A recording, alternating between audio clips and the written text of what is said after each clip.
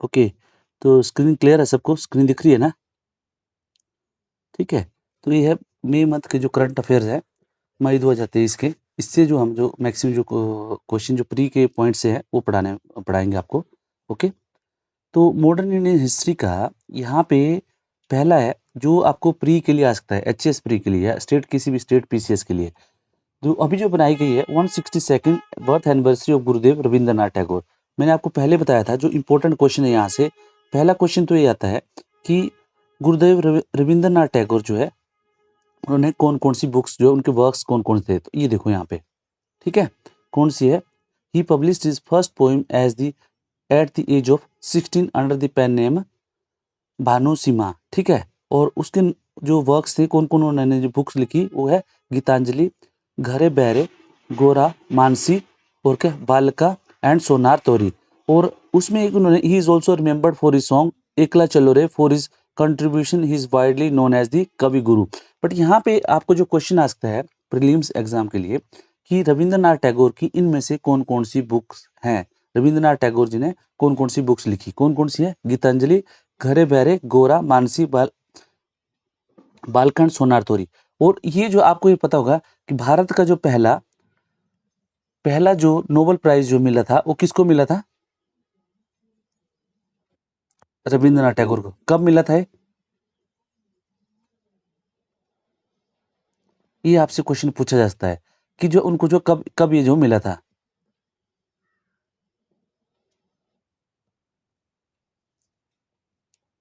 और एक जो उनको ये प्लीज़ आप पता कीजिए कि उनको जो है कब उनको जो है पहली बार जो है देखो ये यहाँ पे दिया हुआ है। In 1913 he became the first non-European to have won the Nobel Prize in Literature for his novel Geetanjali, ठीक है? और उनको जो नाइटहुड कब दिया गया था? Knighthood was given to him by Lord Hardinge in 1915, ठीक है? लॉर्ड हार्डिंग जब उनको जो पहली बार जो नाइटहुड दिया गया था, उस टाइम जो वायसराय थे, कौन थे? कौन थे वायसराय? ये आपसे क्वेश्चन पूछा जाता है। कौन वायसराय थे उस टाइम? Lord Hardinge. और ये आपसे क्वेश्चन पूछा जाता है कि रविंद्रनाथ टैगोर जी ने जो अपनी नाइटहुड की जो उपाधि थी वो कब वापिस की थी? ये देखो यहाँ पे, ये देखो, he renounced the knighthood in the protest in Jallianwala Bagh massacre 1919। ये जो है आपसे 3-4 जो क्वेश्चंस हैं, ये यहाँ से आपके पेट क्वेश्चन है, ठीक है? और दूसरा जो है आपसे ये क्वेश्चन पूछा जा सकता है कि ये क्वेश्चन आपसे पूछा जाए कि रविंद्रनाथ टैगोर जो है हिमाचल प्रदेश में कौन से शहर में आके रहे थे? कहाँ पर आके रहे थे और कब आए थे? डलहौजी में। कब आए थे सर? 1900 कब आए थे? कौन सी शताब्दी में आए थे? सॉरी कौन से ईयर में आए थे? ये जो है आपसे पूछा जाता है। और उसके बाद एक और आपने पता करना है कि रविंद्रनाथ टैगोर जी ने कौन-कौन से गाने लिखे, ठीक है? देखिए आमार सोनार बंगला, ठीक है? बांग्लादेश का जो राष्ट्रीय राष्ट्रीय गान है वो किसने लिखा हुआ है? रविंद्रनाथ टैगोर जी ने लिखा हुआ है, ठीक है? ओके? इस तरह जो क्वेश्चन है आपसे पूछे जा सकते हैं। Israel Palestine issue 75 year since the displacement of 7 lakhs Palestine. यहाँ पे आपको जो आएगा मेनली, एक तो आपको ये क्वेश्चन आ सकता है इधर, अब्राहम एकॉर्ड। रिसेंटली जो है अब्राहम एकॉर्ड जो है इंटरनेशनल न्यूज़ में था और पिछली बार भी ये जो काफ़ी आया हुआ है। अब्राहम एकॉर्ड क्या है? किससे रिलेटेड है अब्राहम एकॉर्ड? किसी को पता है अब्राहम एकॉर्ड किससे रिलेटेड है?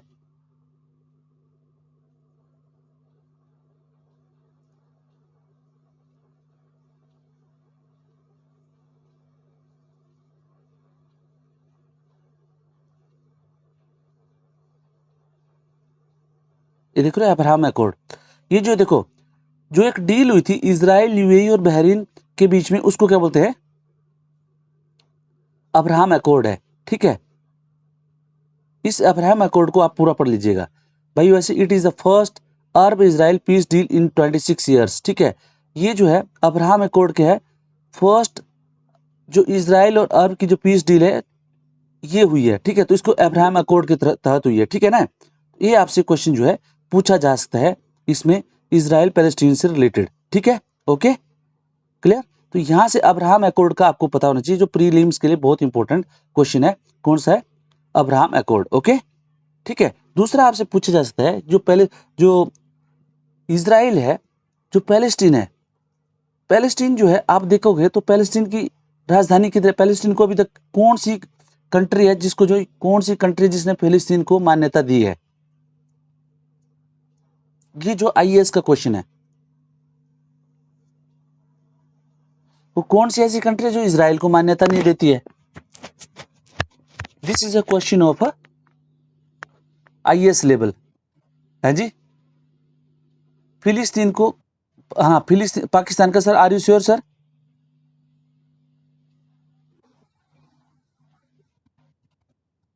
है जी।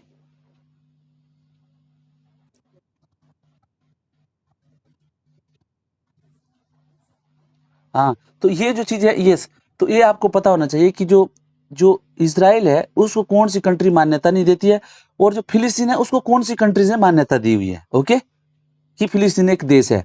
Okay, clear?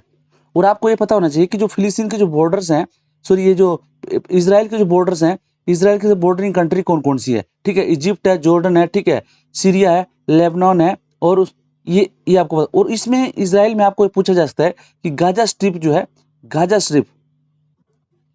स्ट्रिप जो है इजराइल में कहाँ पे है? ओके, ये जो बहुत सारे न्यूज में रहती है, कई बार आपने देखा हो, ये देखिए, यहाँ देखिए आप, यहाँ पे देखिए, ये देखिए यहाँ पे गाजा स्ट्रिप, ठीक है, यहाँ पे वेस्ट बैंक, गोलन हाइट्स, ये जो हमेशा न्यूज में रहती हैं। ठीक है, तो आपको इजराइल का पूरा जो है, इजराइल की बॉर्डरिंग कंट्री और इजराइल के जो इंपॉर्टेंट जो सेंटर्स हैं, लाइक ये जो डिस्प्यूटेड सेंटर है फिलिस्तीन और इजराइल के बीच में, ये पता गाजा स्ट्रिप कहाँ पे, गोलन हाइट्स किधर है, वेस्ट बैंक किधर है। Okay, clear? ठीक है जी, ये इंपॉर्टेंट क्वेश्चन है यहाँ से। ये देखो यहाँ पे, देखो जैसे यहाँ पे इन्होंने दिया हुआ है, can you see this question? The area known as Golan Heights sometime appears in news. ये देखो यहाँ पे ऐसे, in context of event related to, तो आपको पता है कि मैंने आपको ये भी बताया था कि जो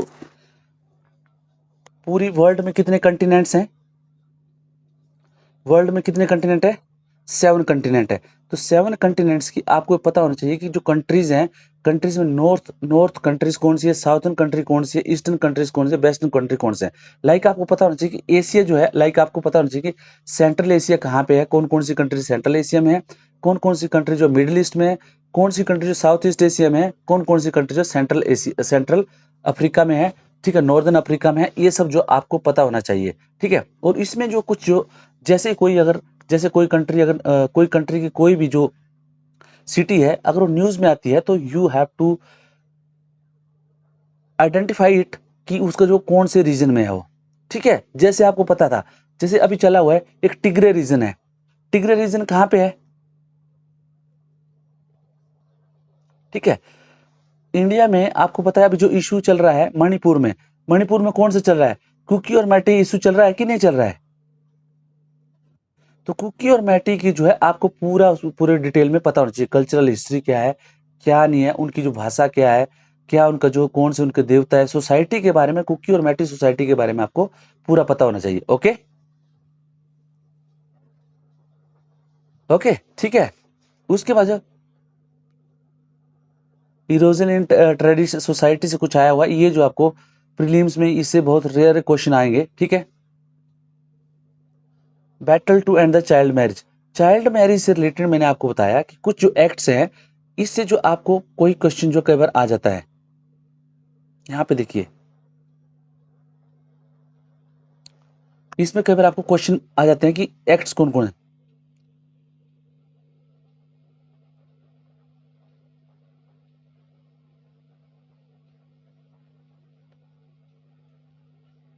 ये देखो आप, कौन कौन से जो, ये देखो यहाँ पे अलग जो पीआरएस इंडिया की साइट है, इसमें देख लीजिएगा आप। ठीक है, डिटेल में इसमें आपको पूछा जाता है कि पहला जो एक्ट कब आया था, ठीक है, शारदा एक्ट कब आया था, कौन कौन से अभी जो रिसेंटली एक्ट है, इसमें जो आप देख रहे हो यहाँ पे जो एजिस जो डिफरेंट डिफरेंट एजिस जो कब बनी, कैसे बनी, 18 से जब जो marriage between age of 18 and 21 years, ठीक है, जो मेल चाइल्ड है उसकी जो एज है 18 से 20 ईयर्स जो 21 ईयर्स जो कब हुई, ये सब जो है, ठीक है, ये क्वेश्चन जो हमेशा पूछे जाते हैं, ठीक है, ओके, क्लियर। तो मैं इसको शेयर कर देता हूं व्हाट्सएप ग्रुप में, इसको पढ़ लेना क्योंकि प्री के लिए बहुत इंपॉर्टेंट है और मेंस के लिए बहुत इंपॉर्टेंट है, ठीक है ना, कर लोगे सर, ठीक है, ठीक है। ये जो चीजें हैं आपको पता होनी चाहिए, ओके, क्लियर। अब जो है स्टेटस इंडिया मोस्ट अफेक्टेड, यहाँ पे देखिए नहीं है ये important, how prosperity fuels dowry demands in India, not important, ठीक है, यहाँ से इतना इंपॉर्टेंट नहीं है। Role of womens and related issues, ठीक है, insufficient representation of womens in India's workforce, आपको पता है कि आपको ये पता होना चाहिए कि कितनी परसेंट जो है जो वुमेन्स हैं इंडिया में, जो टोटल पॉपुलेशन में फीमेल पॉपुलेशन कितनी परसेंट है, ये भी आपको क्वेश्चन आ सकता है। What is the percentage population percentage of females in India, जो टोटल पॉपुलेशन है कितना है हमारा 1.40 करोड़, क्या बोलते हैं 140 करोड़ के करीब है ना, तो 140 करोड़ में वीमेन्स की पॉपुलेशन मतलब फीमेल की पॉपुलेशन कितनी है, मेल पॉपुलेशन कितनी है, ये आपसे जो है क्वेश्चन जो फैक्ट्स में आ सकता है, okay, clear.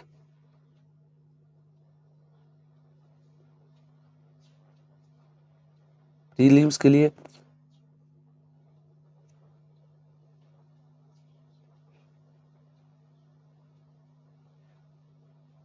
Smart cities mission, smart city mission में आपको ये पूछा जाएगा कि हिमाचल प्रदेश में कौन कौन सी 2 सिटीज हैं जो स्मार्ट सिटी मिशन में है, शिमला, धर्मशाला। अब इनमें जो 6 फंडामेंटल प्रिंसिपल है, जो प्रिंसिपल्स हैं उनमें क्या क्या स्मार्ट सिटी के जो मिशंस हैं उसमें फंडामेंटल प्रिंसिपल क्या है, यहाँ पे देखो, कम्युनिटी एट द कोर, मतलब क्या communities at the core of the planning and implementation, जो कम्युनिटीज हैं, जो भी प्लानिंग का इम्प्लीमेंटेशन होगा उसमें कम्युनिटीज को ध्यान में रखा जाएगा। एबिलिटी उसका मोर फ्रॉम लेस, मतलब ability to generate greater outcome with the use of lesser resources, corporate and competitive federalism, integration, innovation and sustainability, technology as means not the goal, and convergence.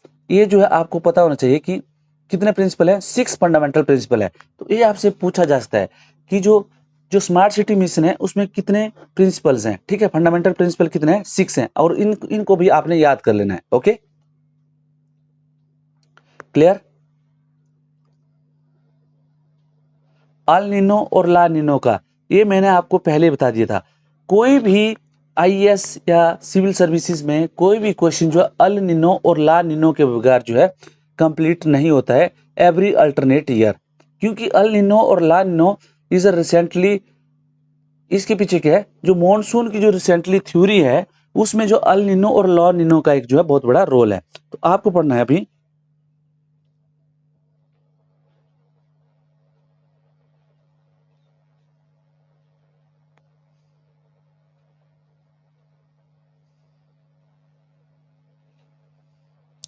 ये detail में आप जो पढ़ लोगे तो बहुत अच्छा रहेगा।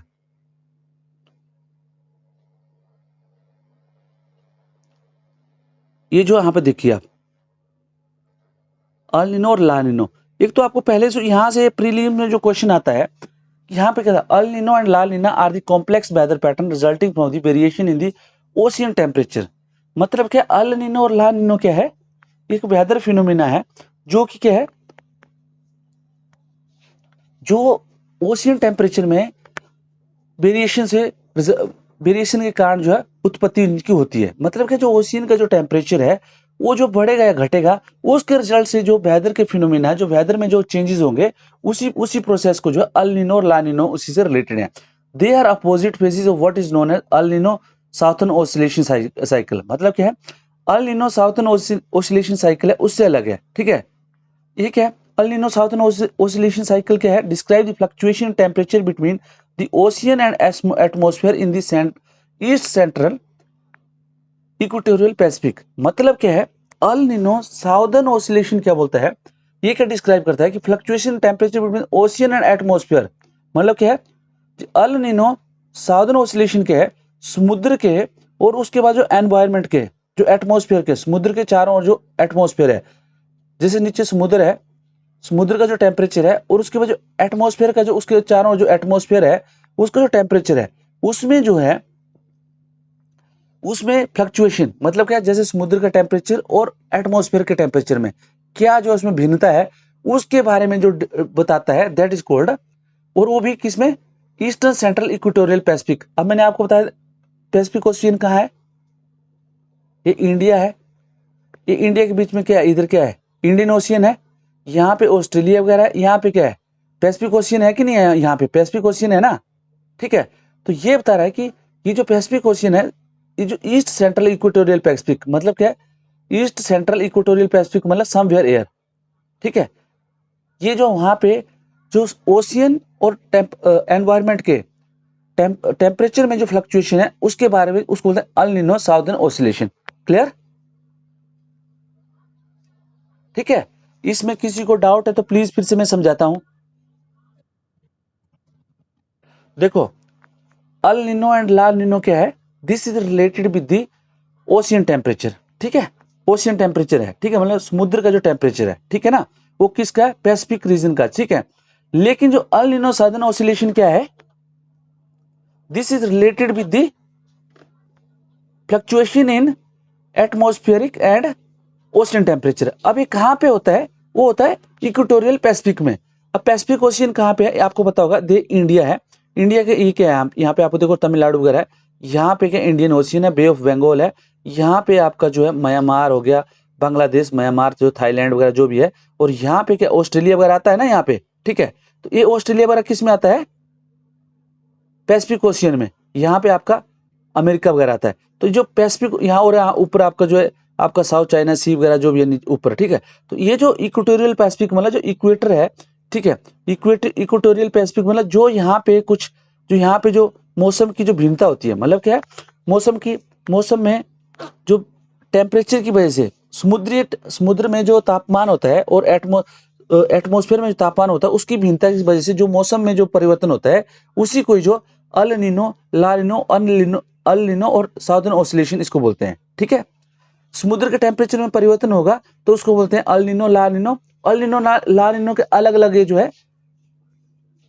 अलग अलग फिनोमिना है, और ये जो अल नीनो साउदर्न ऑसिलेशन है, ये जो समुद्र के टेम्परेचर में और वातावरण के टेम्परेचर में जो फ्लक्चुएशन है उसको जो है अल नीनो साउदर्न ऑसिलेशन बोलते हैं। ओके, अब क्या यहाँ पे दिया है, El Nino and La Nina episode typically last 9 to 12 month but some prolongs event may last. मतलब अल नीनो और ला नीनो जो है ये जो वेदर फिनोमिना है कब तक रहते हैं, 9 से लेके 12 महीने तक। अब देखो अल नीनो क्या है, El Nino is a climate pattern that describe the usual warming of surface water in eastern tropical Pacific ocean. अब आपको ये दो चीजें देखो, अल नीनो क्या है, अल नीनो कहां पे होता है ये आपसे पूछा जाएगा, ये कहां पे होता है, कौन से रीजन पे होता है, जो समुद्री सतह होती है, समुद्री सतह ऊपर होती है ना, समुद्र की सतह, इसके टेम्परेचर में जो अनयूजुअल वार्मिंग, मतलब क्या ऐसे हो सकता है, मान लो इसका जो वार्मिंग होती है टेम्परेचर का 26 डिग्री होती होनी। ठीक है, तो पता लगा अनयूजुअल वार्मिंग क्या हो गया, मतलब क्या उस अल नीनो ईयर्स में कितना हो गया, 35 तक हो गया। ठीक है, तो यहां से क्वेश्चन आ सकता है आपको कि किससे, ईस्टर्न ट्रॉपिकल पैसिफिक ओशियन में कौन से रीजन में अल नीनो होता है, ईस्टर्न ट्रॉपिकल पैसिफिक ओशियन। ये जो ये लाइन, ये वर्ड आपने याद रखना है। Clear? Eastern tropical Pacific ocean, El Nino phenomena कहां कहां कहां होता है, कौन से रीजन में होता है, ईस्टर्न ट्रॉपिकल पैसिफिक ओशियन। अब ईस्टर्न ट्रॉपिकल पैसिफिक ओशियन को अगर आप देखा जाए तो प्लीज चेक इट कि ये जो है कहां से कहां पे रीजन है। ठीक है, it is a warm phase of the larger phenomena called the El Nino southern, it is the warm phase of the, मतलब क्या है, ये क्या है, जो वार्म फेज एक चलता है, मतलब क्या, जैसे आपने देखा होगा एक दौर चला हुआ, मतलब क्या हुआ, कुछ 9 से लेके 12 महीने का जो दौर है, ठीक है, उसमें क्या है, it is the warm phase of the larger phenomena called El Nino southern oscillation. El Nino southern oscillation क्या होता है, जिसमें कि जो है समुद्र का तो टेम्परेचर अनयूजुअली राइज करेगा, समुद्र की सतह का टेम्परेचर, उसमें साउथर्न ऑसिलेशन अगर साथ में मिल गया तो मतलब क्या, टाइम एनवायरमेंट का जो एनवायरमेंट है उसके चारों जो वातावरण है उसका भी टेम्परेचर जो बढ़ जाएगा। It occurs more frequently than जी ला निनो, और ये जो ला निनो से ज्यादा होता है। ठीक है, अब ला निनो क्या होता है? ला निनो क्या है? अल निनो में क्या है? टेम्परेचर बढ़ता है। हाँ, ला निनो में क्या होता है? टेम्परेचर कम होता है सर, कूल होता है। अब कूल टेम्परेचर का अगर आप देखा जाए, कोल्ड कूल ये जो टेम्परेचर है ये क्या होते हैं? कूल टेम्परेचर माना जाता है 16 डिग्री से लेके 26 डिग्री तक का। प्लीज आप चेक कर लेना ज्योग्राफी में इसका डेफिनेशन का कूल टेम्परेचर का।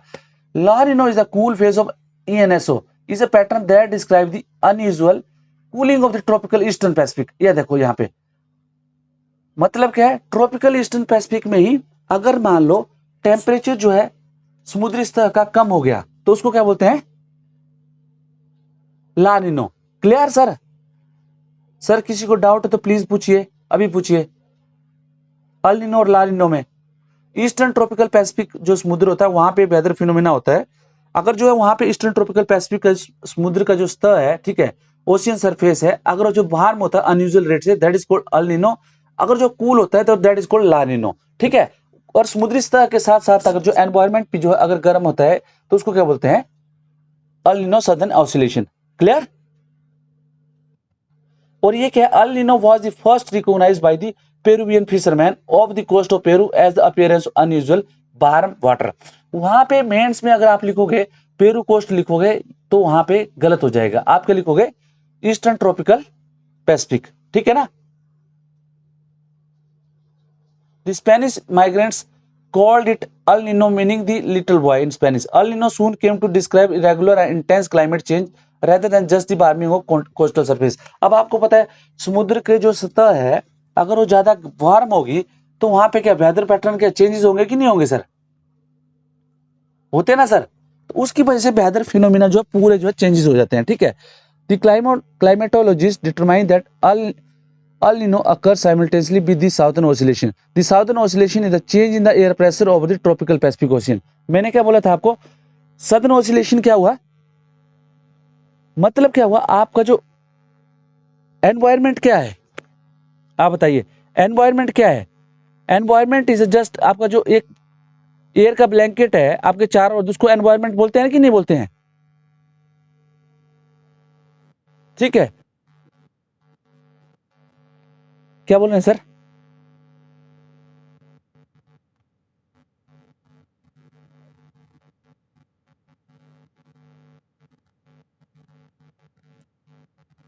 हाँ जी, हाँ जी, हाँ, हाँ जी, हाँ जी।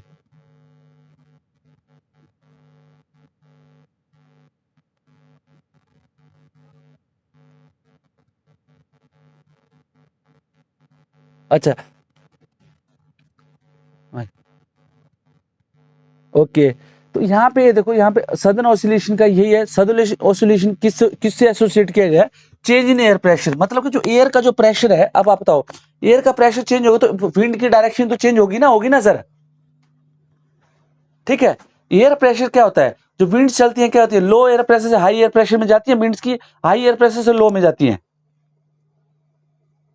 जो विंड है वो क्या करती है? विंड्स जो है हाई प्रेशर से लेके लो प्रेशर की तरफ चलती है ना कि नहीं चलती है? तो जहां पे अगर जो टेम्परेचर कूल रहेगा तो वहां पे प्रेशर क्या रहेगा? हाई रहेगा कि लो रहेगा?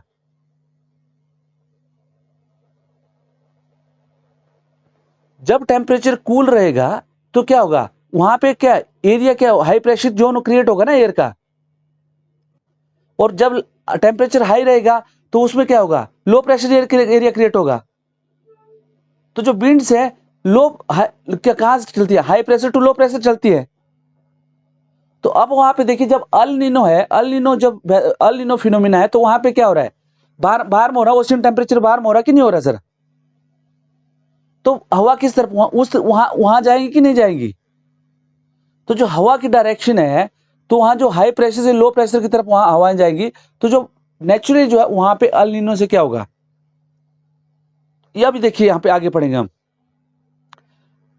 जो scientist, government and non government organization collect data about El Nino using number of technology such as scientific voice.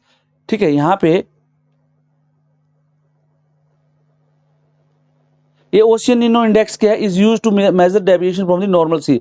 तो यहाँ पे क्या है, ocean Nino index is a measure of the departure from the normal sea surface temperature in the eastern center. तो देखो impact of El Nino क्या होता है। In order to understand the concept of El Nino, it is important to be familiar with non El Nino condition in the Pacific ocean. Normally strong trade winds blow westward across the tropical Pacific. ये आपको पता होगा sir कि trade wind जो है कौन से, अब आपको पता होगा कि ट्रेड विंड जो है कौन से इससे चलती हैं, कितने डिग्री अक्षांश में चलती हैं,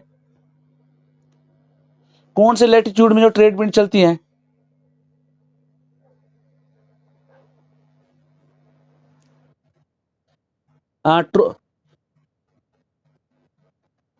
ये प्लीज इसको चेक कीजिए और ग्रुप में शेयर कीजिए, ठीक है सर। ये आपसे पूछा जा सकता है कि ट्रेड विंड जो है कौन से जो है ट्रेड विंड जो है कौन से लैटिट्यूड में फ्लो करती हैं, ठीक है। तो यहां पे क्या होगा, strong trade winds blow westward across the tropic Pacific. यहां पे देखिए आप,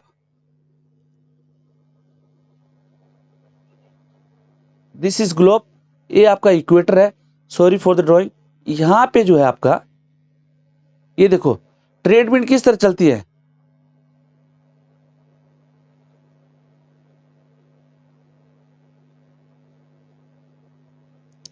इस तरह चलती है ट्रेड विंड की, नहीं चलती है सर।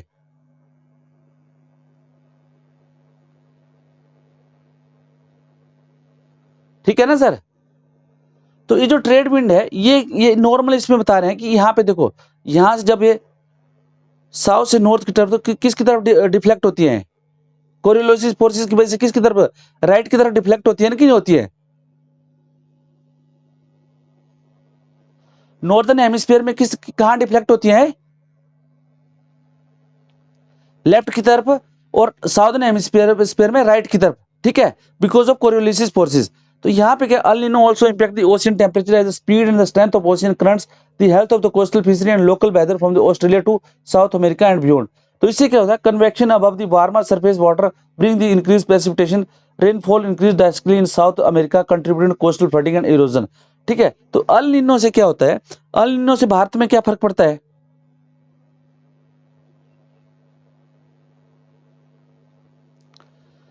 जब ये अल निनो होता है तो भारत में क्या होता है,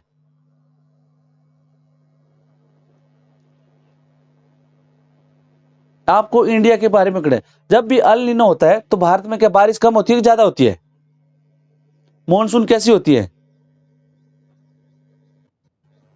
ठीक है, हाँ ज्यादा होती है। तो ये आपको पता रखना है। बाकी जो अलग अलग इसमें आपसे ये पूछा जाएगा, अल निनो से जो अमेरिका में क्या फर्क पड़ता है, क्या जो है इसके टेम्परेचर में क्या होता है, ऑस्ट्रेलिया में क्या होता है, अलग अलग जो कंटिनेंट्स हैं अल निनो और ला निनो पे उनके क्या इफेक्ट होता है, ये आपने पढ़ लेना है। Okay clear.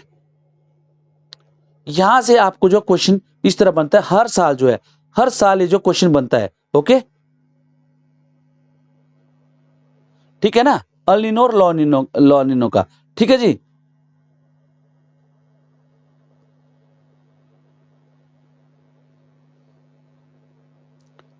यहां से ये देखो यहां पे अल निनो जब होती है,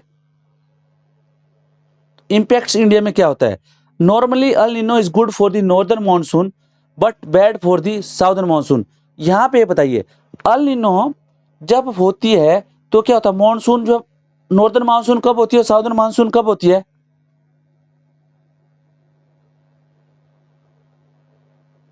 बेटा बहुत इंपॉर्टेंट चीजें हैं। और अल निनो और ला निनो का आपसे पूछा जाता है कि अलग अलग कंटिनेंट्स में क्या क्या फर्क पड़ता है, अलग अलग कंट्रीज में इंपैक्ट क्या होता है। उसी तरह भारत में जो है, जो अल निनो से क्या होता है, विंटर मानसून क्या होती है, ज्यादा होती है कम होती है,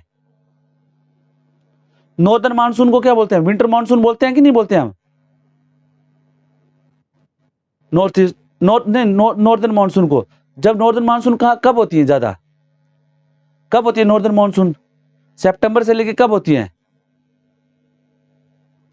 अक्टूबर, हाँ ये लिखो, अक्टूबर टू दिसंबर वाला एरिया खोल दो नॉर्दर्न मानसून। और नॉर्दर्न मानसून सबसे ज्यादा बारिश कहां पे होती है, तमिलनाडु कोस्ट पे होती है कि नहीं होती है। तो अल निनो is good for the northern monsoon. और जो सादर्न मानसून हुई, सादर्न मानसून कब होती है, जिसको अभी जो अभी चली हुई है, जून से लेकर सितंबर तक। तो जब अल नीनो सीजन होता है तो भारत में क्या है, सदर्न मानसून क्या होती है,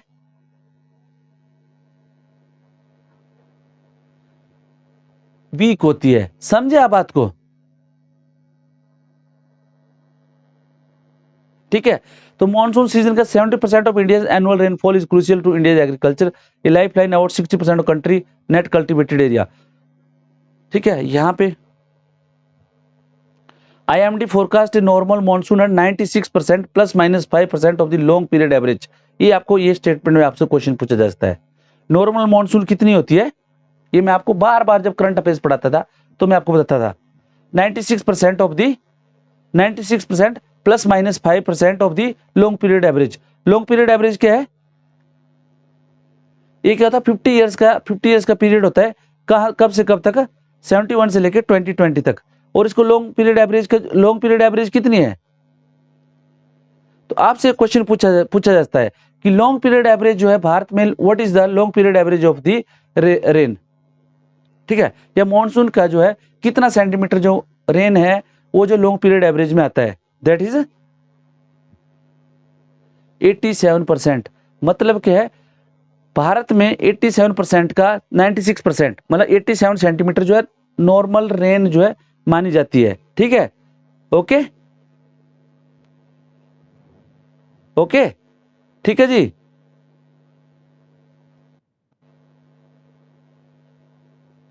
ये देखो यहाँ पे एक है EW4 आल। EW4 आल क्या है, early warning for all initiative was formally launched by UN secretary general in November 2022। ये क्वेश्चन आपसे पूछा जा सकता है। EW4 आल क्या है, यूएन सेक्रेटरी जनरल के द्वारा जो अर्ली वार्निंग सिस्टम, ठीक है, for all initiative was formally launched by UN secretary general in November 2022 at COP27 meeting in Sharm el Sheikh. आपसे भी पूछा जाए COP27 की मीटिंग कहाँ पे हुई, शर्म एल शेख। और शर्म एल शेख कहाँ पे है, शर्म एल शेख जो है कहाँ पे है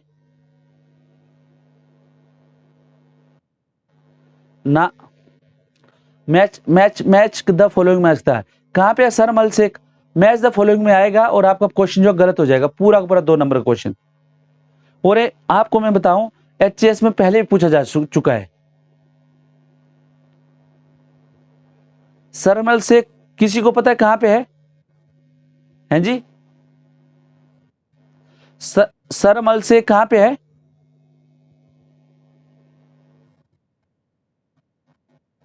इजिप्ट में है। ठीक है, याद रखना इसको। इजिप्ट की राजधानी कहां पे है, कायरा। तो प्लीज, और इजिप्ट जो यूरोपियन कंट्री है कि ये अफ्रीकन कंट्री है, पक्का चेक कीजिए। अफ्रीका में कौन से रीजन पे है,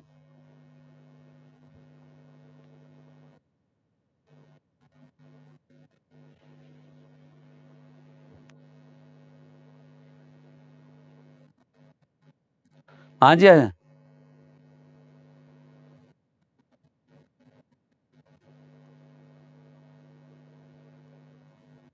ये देखो यहाँ पे इसको बोल सकते हैं आप, ये जो इजिप्ट क्या रेड सी की कंट्री है, रेड, ये आपसे कुछ स्टेटमेंट में आ सकता है कि जो रेड सी की बॉर्डरिंग कंट्री कौन कौन सी है, कौन कौन सी है कंट्री रेड सी की बॉर्डरिंग कंट्री।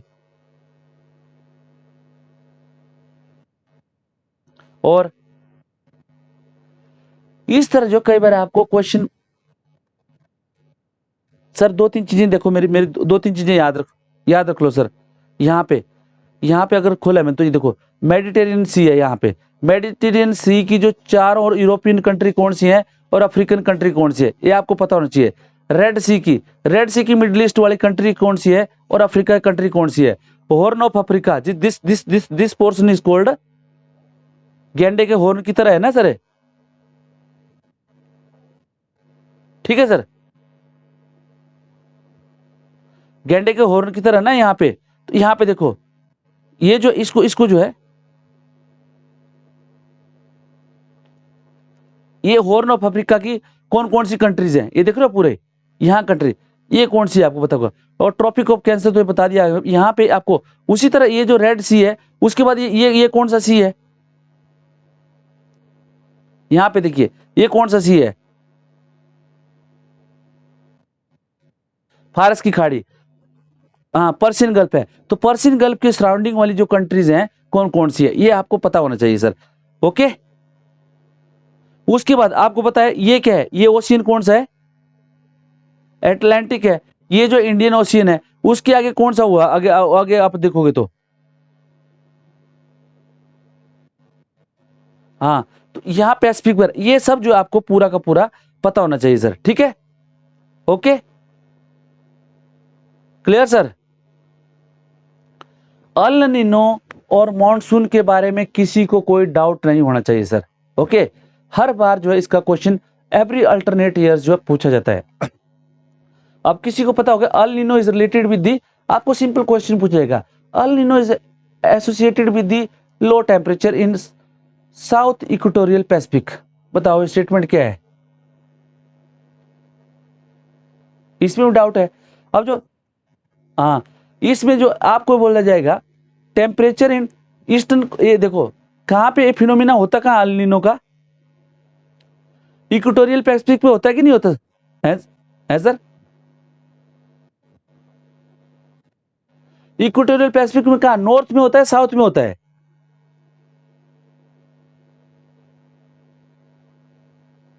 इस तरह सर जब सर ये जो है प्लीज आपने, तभी मैं बोल रहा हूं आपने साउथर्न ऑसिलेशन याद रखना। मेरा आपसे रिक्वेस्ट है कि you have to be very smart while you are preparing.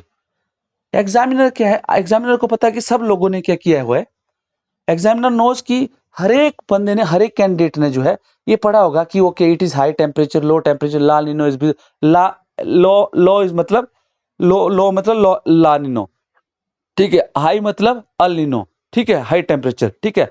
Southern oscillation आ गया तो उसमें क्या हो गया आपका एनवायरमेंट का टेम्परेचर। अब वहां पे डाल देगा वो बोलेगा नॉर्दर्न इक्वेटोरियल पैसिफिक होता है कि साउदर्न इक्वेटोरियल पैसिफिक पे होता है, बंदे टेंशन में, होता है ऐसा कि नहीं होता है। इस तरह जो आपको लो ये सब चीजें जो माइन्यूट माइन्यूट डिटेल जो रेडी करनी होती है, उसके बाद आपसे पूछा जाएगा कि लॉन्ग पीरियड एवरेज जो कब कब जो है इंडियन मेट्रोलॉजिकल डिपार्टमेंट के द्वारा जो लॉन्ग पीरियड ईयर्स कब से कब तक माना जाता है। वो बोलेगा आपको कि 70 से लेके 2020 तक, कब जब तक कब से शुरू होता है 1971 से लेके 2020 तक। और लॉन्ग पीरियड एवरेज में जो है जो एवरेज रेन है वो कितना सेंटीमीटर लिया गया है, 87 सेंटीमीटर। और उसमें ये पूछा जाएगा आपसे कि जो उसमें जो नॉर्मल परसेंटेज ऑफ मानसून है कितना परसेंट माना जाएगा 87 का, 96 प्लस माइनस 5। ओके, इस तरह जो है ये प्लीज आपने चीजें याद करनी है। Okay, now come to the cyclones, how cyclones are formed. Cyclones आपको पता है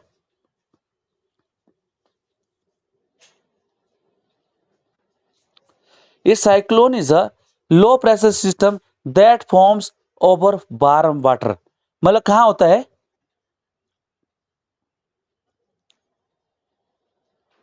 मैंने आपको बताया था जहां पे भी वार्म वाटर होता है वो उसका क्या मतलब, वहां वहां पर क्या क्या होता है, एयर प्रेशर क्या होता है, ज्यादा होता है कम होता है, हाई होता है लो होता है। A high temperature anywhere means existence of low pressure area. अब लो प्रेशर एरिया होगा तो विंड विंड कहां आएगी, low pressure to high pressure जाती है, high pressure to low pressure जाती है विंड्स, लो। तो नेचुरली जब ये वार्म वाटर होगा तो वहां पे लो प्रेशर क्रिएट होगा, तो वहां पे विंड्स आएंगे कि नहीं आएंगी, विंड्स बहुत जोर से वहां पे आएंगे ना, लो प्रेशर की तरफ आएंगी कि नहीं आएंगी। जैसे जो है ये बता रहा है कि यहां पे सपोज यहां पे सी सरफेस है, यहां पे वार्म वाटर है, तो यहां पे क्या है लो प्रेशर एरिया क्रिएट होगा, लो प्रेशर एरिया क्रिएट होगा, वार्म होगा तो हवा जो ऊपर को उठेगी ना, ठीक है, ऊपर उठेगी तो इसको कवर करने के लिए क्या ठंडी हवा आएगी यहां पे कि नहीं आएगी। तो इस ठंडी हवा को कवर करने के लिए इस तरह जो एक जो है यहां पे साइकिल बनता है कि नहीं बनता है, ठीक है। और जो साइकिल बनता है इसी में जो है साइक्लोन बनता है एक, ठीक है। तो साइक्लोन में जो है विंड जो है किस तरह एंटी क्लॉकवाइज घूमती है या क्लॉकवाइज है,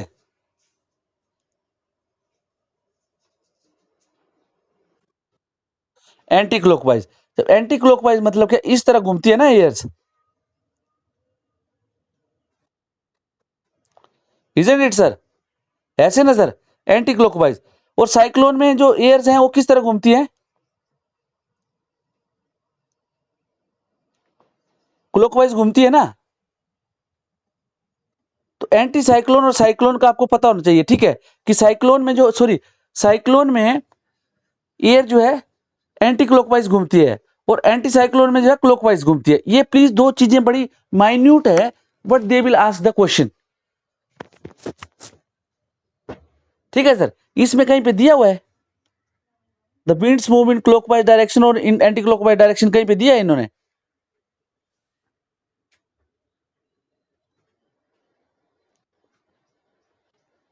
ये पूछा जाएगा आपसे कि जो विंड्स हैं साइक्लोन में एंटी क्लॉकवाइज घूमती है या क्लॉकवाइज घूमती है। ये सबको पता है, हाई प्रेशर लो प्रेशर सबको पता है, साइक्लोन एंटी साइक्लोन। साइक्लोन में यहां पे देखिए, ठीक है, इस तरह जब आप तैयार करोगे तो आपको जो है ज्यादा तकलीफ नहीं होगी।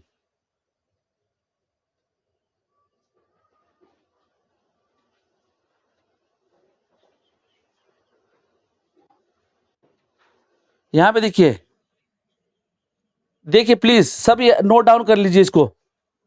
Wind in cyclone blow counter clockwise in northern hemisphere and clockwise in, अब देख लो यहां पे, ठीक है, इसको जो प्लीज नोट डाउन कर लीजिए।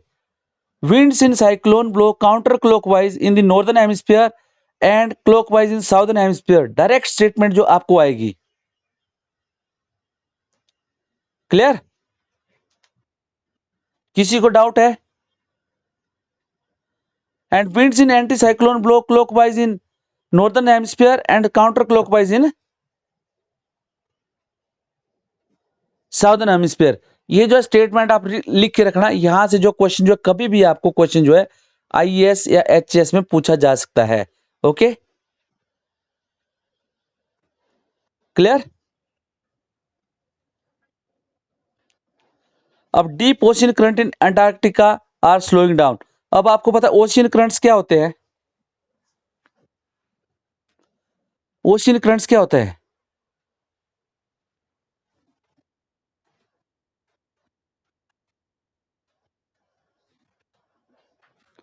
These are the rivers of the water in the ocean, ऐसे बोलते हैं इसको।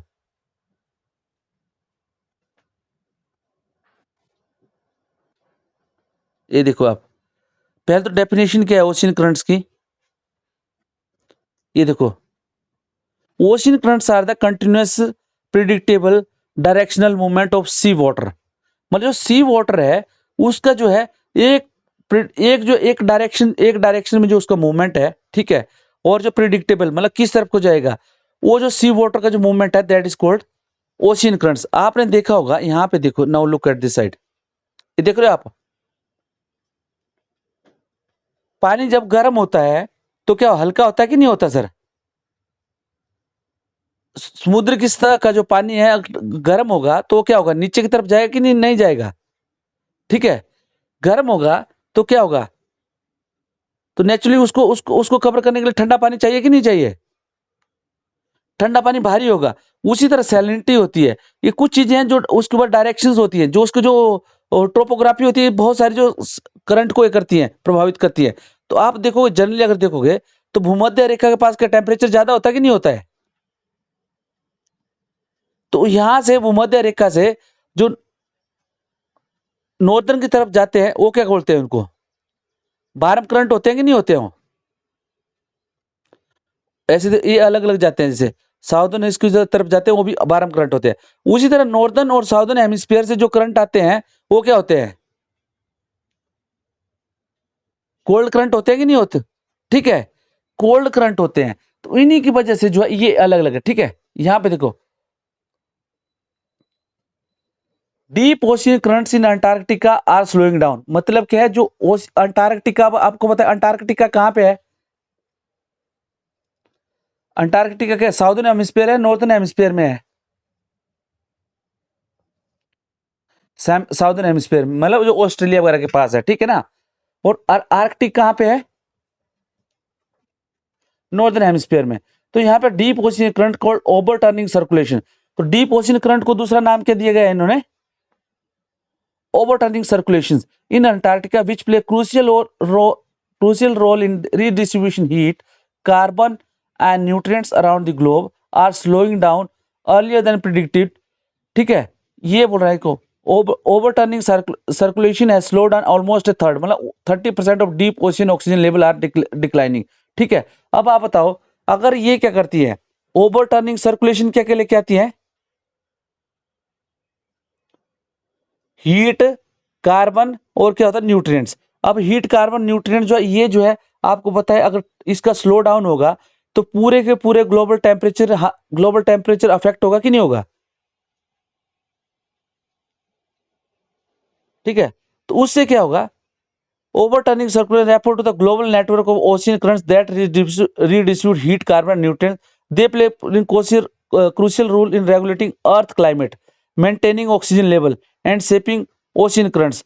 तो आप ये देखिए फिर क्या होगा, इन सब में प्रभाव पड़ेगा कि नहीं पड़ेगा इफेक्ट? ठीक है, the overturning circulation are slowing due to the melting of Antarctica ice which freshens surface water and reduces their density. अब आपको पता होगा